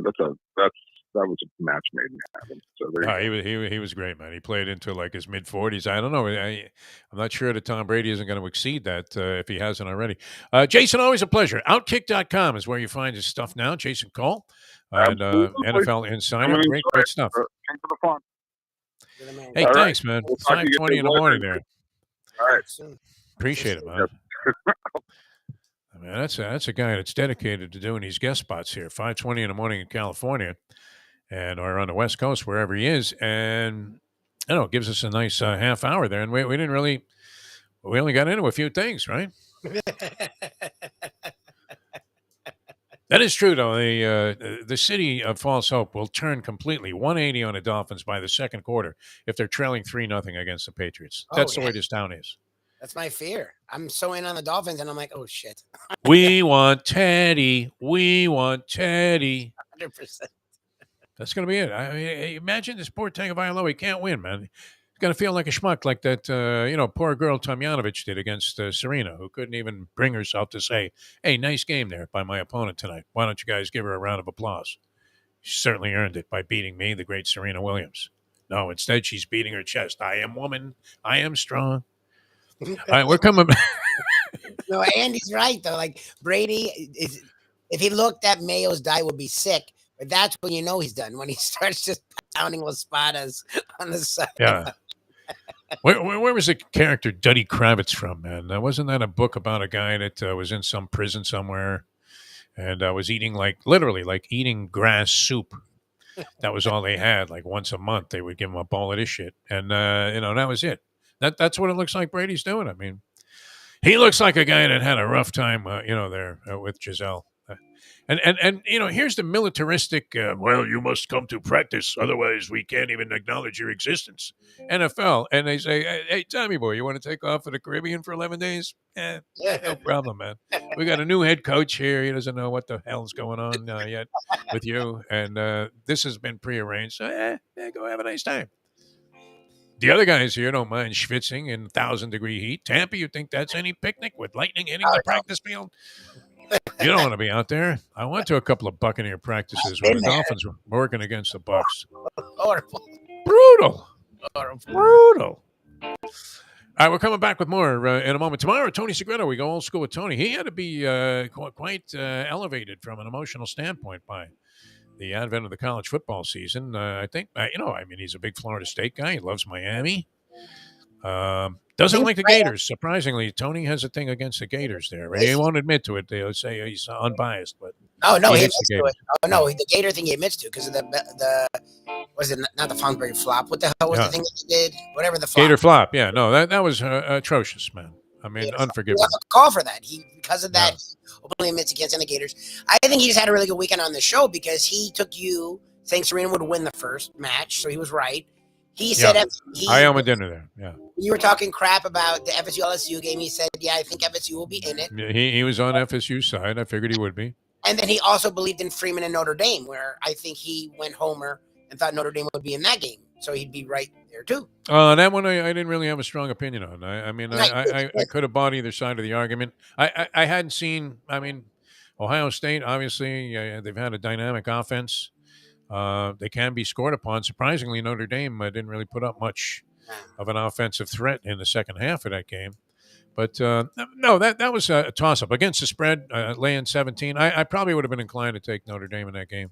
If I was going to, I think it might have been 16 at the end.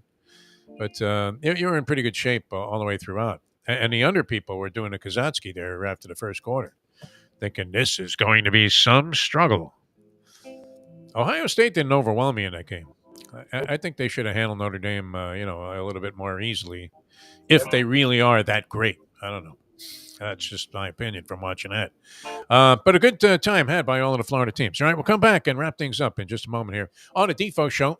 Tomorrow we'll go old school with Tony. Have the Hialeah Park Trivia Challenge on Thursday, Degenerate Friday, and a short week. Always fun to start out on a Tuesday here. I really am an advocate. If Marco Rubio proposed the 4-day work week to become the standard, I don't know that he gets my vote, but I would have at least a slight lean towards hoping the other candidate adopted that same philosophy. All right, back with more in a moment. Now that. The time. What a trifecta, huh? Rick Scott, Rubio, and DeSantis. It's 8:56. Tony Segreto here. Let me ask you a question. What do you look for when you go out to eat? Good food, obviously, friendly atmosphere, not too loud, but good energy, reasonable prices, and a place where you feel comfortable. All those ingredients, no pun meant there, are hard to find unless you're talking about the Texas Roadhouse. You see, they encompass all of those attributes. Really, really good food, amazing atmosphere, good for a family, good for a date, or just a night out for yourself, and prices that will make you extremely happy. Their ribs unmatched, steaks hand-cut every day. Everything, and I mean everything, is made on site, including their incredible bread. It's the one day, folks, that you can forget about low-carb diets. Trust me when I tell you, Texas Roadhouse, your restaurant, your destination when you say, where should we go and eat tonight? From the newly renovated sports bar to the beautiful bayside views captured at the Tiki Bar, Jimmy Johnson's Big Chill has it all. Located at mile marker 104, the Big Chill also offers waterfront dining while experiencing breathtaking sunset views of the Florida Keys. It's simply the hottest spot in the Keys to cool off. That's Jimmy Johnson's Big Chill at mile marker 104 in Key Largo. For more information, call today at 305-453-9066. Hear me! I am your new president. From this day on, the official language of San Marcos will be Swedish. Silence! In addition to that, all citizens will be required to change their underwear every half hour. Underwear will be worn on the outside so we can check. Furthermore, all children under 16 years old are now 16 years old. What's the Spanish word for straitjacket? Power has driven him mad. Welcome back to the Defo Show.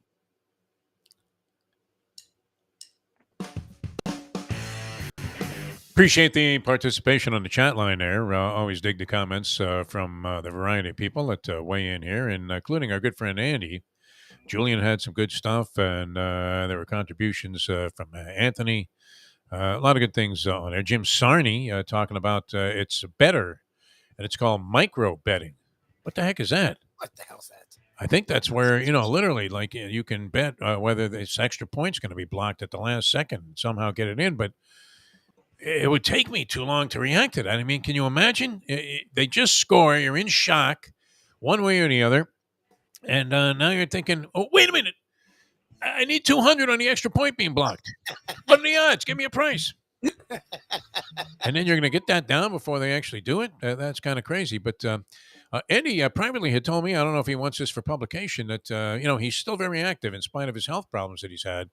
Multiple hospitalizations. He actually did buy a timeshare there in that Lake Worth Hospital. And now they ask him what weeks he wants to come in. It's like all on the house now. Yeah, it's great. But I believe he told me he's dating like the great grandmother of Ariana Grande, like he was Pete Davidson or something. Nice. Ariana Grande's great grandmother. Great grandmother. So she would be about what? 100? She's in her 20s. So her grandmother must be like her great grandmother's got to be like a minimum of 70, you would think. Yes, 70s. Okay, I think it was a grandmother, that he said. That Ariana Grande. A friend of Ariana Grande's grandmother, or whatever. I don't know. I mean, where is he like hanging out to get these dates? He's in the hospital every other week. But then in the clubhouse at Century Village? Wow, there's a hot one.